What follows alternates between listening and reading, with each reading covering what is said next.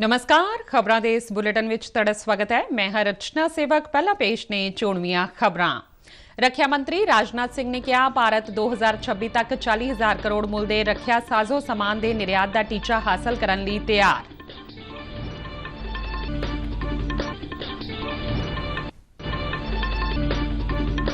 सरकार ने दुर्लभ बीमारियां दे इलाज लई दरामद कीतियां दवाइयां अते खुराक पदार्थां नूं बुनियादी कस्टम ड्यूटी तो दित्ती छूट।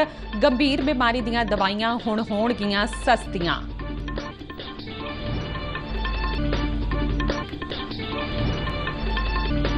केंद्री वणज अते सनत राज मंत्री सोम प्रकाश वल्लों खेतीबाड़ी दीयां आलमी चुनौतियां नाल नजिठण लई मिल के काम करन दी लोड़ ते जोर।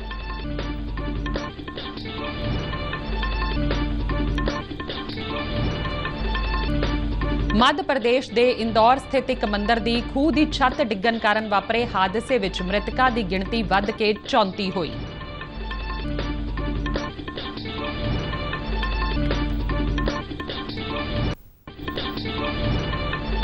पंजाब के मुख्यमंत्री भगवंत मान वालों किसानों को खेतीबाड़ी विच मिसाली तब्दीली का सद्दा। फसली विभिन्नता सूबे लई अहम लोड़ दस्सिया। ते हुण खबरां विस्तार नाल। रक्षा मंत्री राजनाथ सिंह ने कहा है कि भारत 2026 तक 40,000 करोड़ मुल दे रक्षा साजो समान दे निर्यात का टीचा हासिल करने लई तैयार है। उन्होंने दस्सिया कि पिछले कुछ सालों में रक्षा निर्यात विच महत्वपूर्ण वाधा होया है, जिहड़ा पिछले 708 सालों में 900 करोड़ रुपए तो वध के हुण 14,000 करोड़ रुपए तक पहुंच गया है। राजनाथ सिंह कल नवी दिल्ली विच राइजिंग इंडिया सम्मेलन नूं संबोधन कर रहे सन। उन्होंने कौमी सुरक्षा नूं सरकार दी सर्वोच्च प्राथमिकता दसदियां कहा कि रक्षा खेतर विच आत्मनिर्भर बनन लई अणथक यतन कीते जा रहे हैं। हर खेतर विच देश की प्रगति का जिक्र करदियां उन्होंने कहा कि वैश्विक मंच उपर भारत का रुतबा वध रहा है। रक्षा मंत्री ने उभरदे भारत की लड़ी विच देश की कूटनीति का भी जिक्र किया। उन्होंने कहा कि G20 अते शंघाई सहयोग संगठन की प्रधानगी हासिल होना भारत के वधदे रुतबे का नतीजा है। उन्होंने कहा कि भारत ने अतवाद के मुद्दों उपर विश्व की अगवाई की है। भारत हमारे सामने है, उसमें एलिटिस्ट माइंडसेट की कोई जगह नहीं है। फिर से दोहराना चाहता हूं, आज जो नया भारत हमारे सामने है उसमें एलिटिस्ट माइंडसेट की कोई जगह नहीं है। यह नया भारत 140 करोड़ भारतीयों को समान अवसर देने में यकीन रखता है। जिन्हें हम ऑर्डिनरी यानी साधारण लोग कहते हैं, उन्हें मैं साधारण नहीं बल्कि सादगी और सजगता से जीवन यापन करने वाले असाधारण लोगों के रूप में मैं देखता हूं।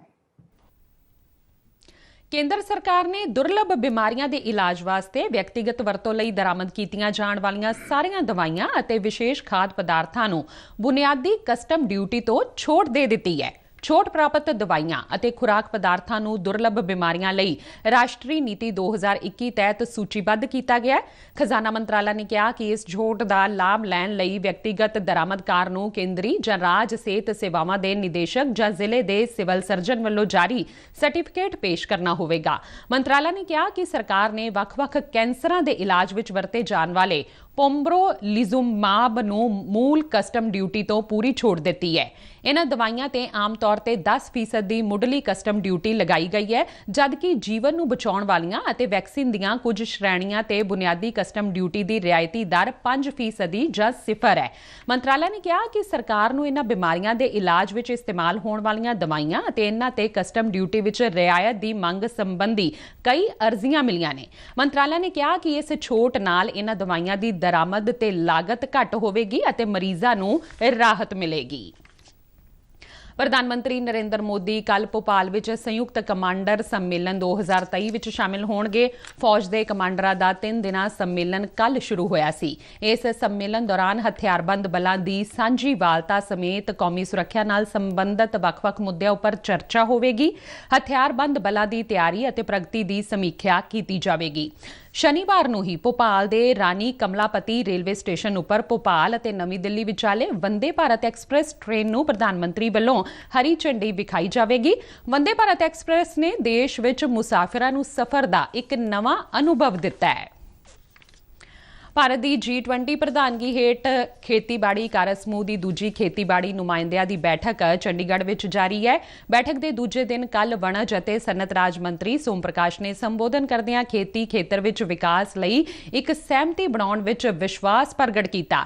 ਕੇਂਦਰੀ ਮੰਤਰੀ ਨੇ ਮਸੌਦਾ ਬਿਆਨ ਤੇ ਹੋਈ ਚਰਚਾ ਦੇ ਮਹੱਤਵ ਦਾ ਜ਼ਿਕਰ ਕੀਤਾ। ਉਨ੍ਹਾਂ ਕਿਹਾ ਕਿ ਇਸ ਬੈਠਕ ਵਿੱਚ ਹੋਈ ਚਰਚਾ ਖੇਤੀ ਦੇ ਵਿਕਾਸ ਵਿੱਚ ਇੱਕ ਸਹਿਮਤੀ ਵਿਕਸਿਤ ਕਰਨ ਦਾ ਮਾਰਗ ਦਿਖਾਏਗੀ। ਉਨ੍ਹਾਂ ਕਿਹਾ ਕਿ ਅਸੀਂ ਇਸ ਨੂੰ ਹਾਸਲ ਕਰਨ ਲਈ ਆਸਵੰਦ ਹਾਂ।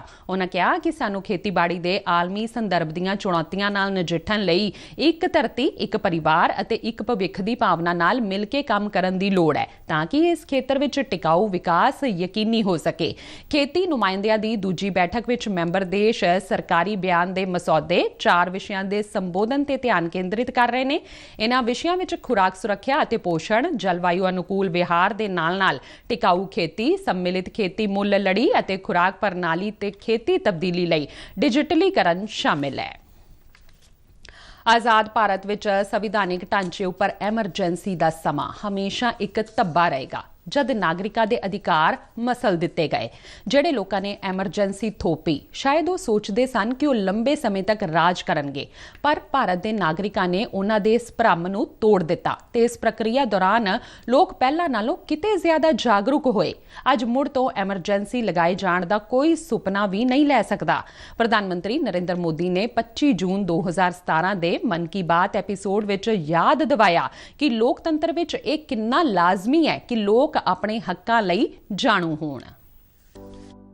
Eternal vigilance is the price of liberty. लोकतंत्र के प्रति नित्य जागरूकता जरूरी होती है और इसलिए लोकतंत्र को आघात करने वाली बातों को भी स्मरण करना होता है और लोकतंत्र की अच्छी बातों की दिशा में आगे बढ़ना होता है। 1975 25 जून वो ऐसी काली रात थी जो कोई भी लोकतंत्र प्रेमी भुला नहीं सकता है, कोई भारतवासी भुला नहीं सकता है। एक प्रकार से देश को जेल खाने में बदल दिया गया था, विरोधी स्वर को दबोच दिया गया था। जयप्रकाश नारायण सहित देश के गणमान्य नेताओं को जेलों में बंद कर दिया था। न्याय व्यवस्था भी आपातकाल के उन भयावह रूप की छाया से बच नहीं पाई थी। मध्य प्रदेश के इंदौर स्थित एक मंदिर विच खूह की छत डिग्गण कारण होए हादसे विच मरण वालियां दी गिणती वध के 34 हो गई है। बेलेश्वर महादेव झूलेलाल मंदिर विच खूह की छत डिग्गण नाल कुछ श्रद्धालु उस विच डिग गए। राहत अते बचाव कारज अजे भी जारी ने अते 18 लोकां नूं सुरक्षित बाहर कढ लिया गया है।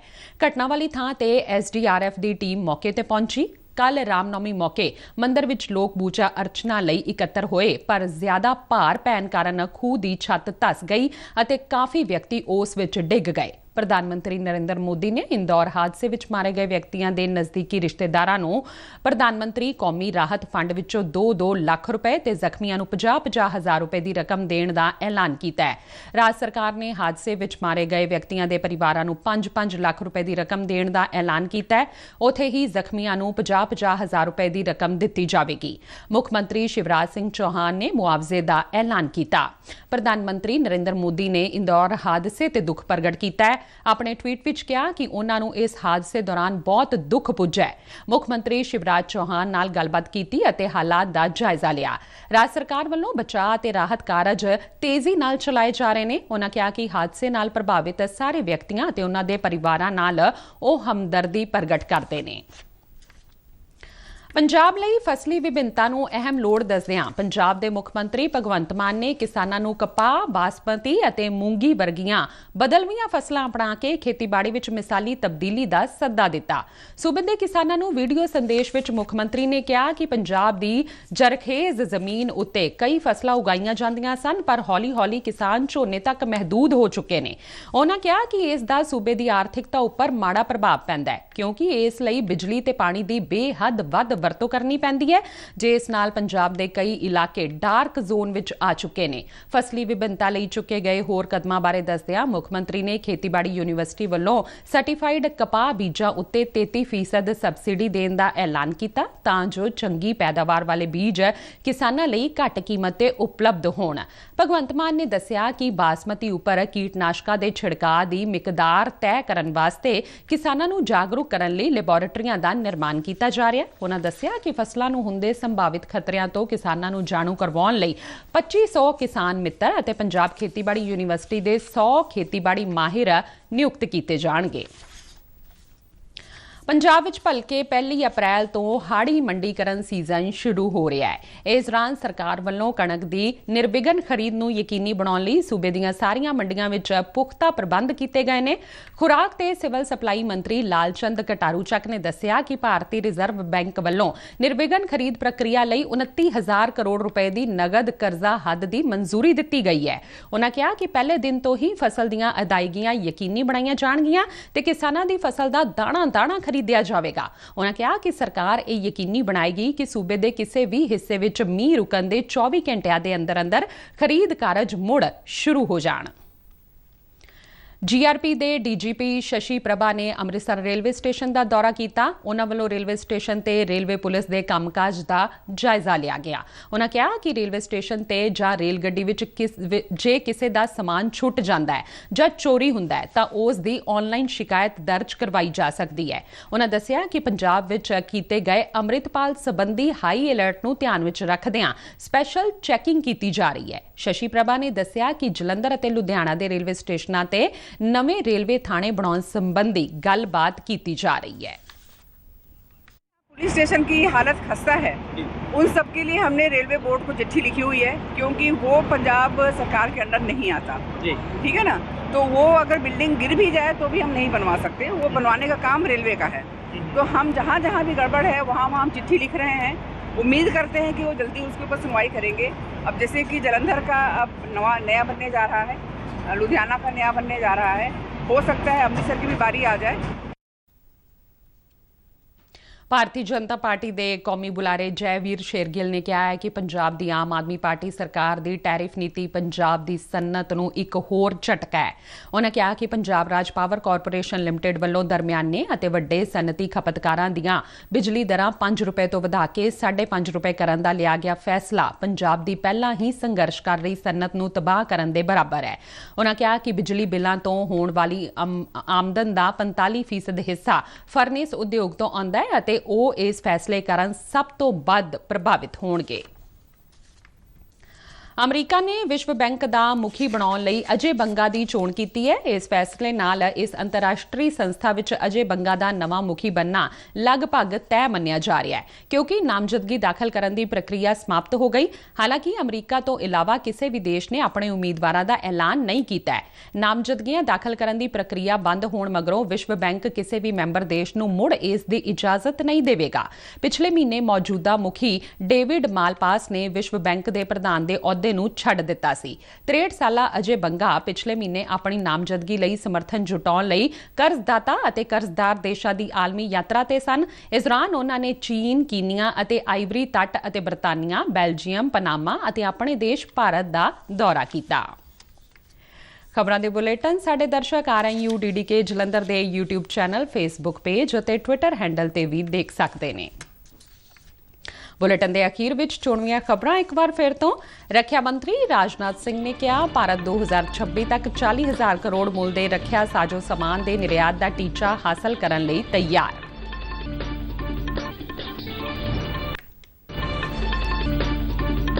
ਸਰਕਾਰ ਨੇ ਦੁਰਲੱਭ ਬਿਮਾਰੀਆਂ ਦੇ ਇਲਾਜ ਲਈ ਦਰਾਮਦ ਕੀਤੀਆਂ ਦਵਾਈਆਂ ਅਤੇ ਖੁਰਾਕ ਪਦਾਰਥਾਂ ਨੂੰ ਬੁਨਿਆਦੀ ਕਸਟਮ ਡਿਊਟੀ ਤੋਂ ਦਿੱਤੀ ਛੋਟ। ਗੰਭੀਰ ਬਿਮਾਰੀ ਦੀਆਂ ਦਵਾਈਆਂ ਹੁਣ ਹੋਣਗੀਆਂ ਸਸਤੀਆਂ।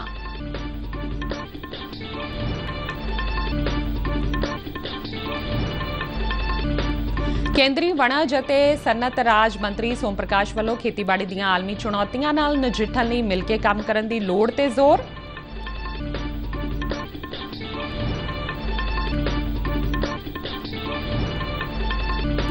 ਮੱਧ ਪ੍ਰਦੇਸ਼ ਦੇ ਇੰਦੌਰ ਸਥਿਤ ਇੱਕ ਮੰਦਿਰ ਦੀ ਖੂਹ ਦੀ ਛੱਤ ਡਿੱਗਣ ਕਾਰਨ ਵਾਪਰੇ ਹਾਦਸੇ ਵਿੱਚ ਮ੍ਰਿਤਕਾਂ ਦੀ ਗਿਣਤੀ ਵੱਧ ਕੇ 34 ਹੋਈ।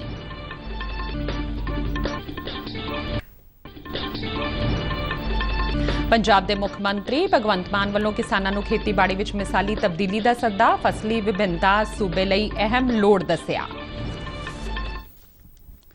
ਤੇ ਇਸ ਦੇ ਨਾਲ ਹੀ ਖਬਰਾਂ ਦਾ ਇਹ ਬੁਲੇਟਿਨ ਖਤਮ ਹੁੰਦਾ ਹੈ। ਇਜਾਜ਼ਤ ਦਿਓ। ਨਮਸਕਾਰ।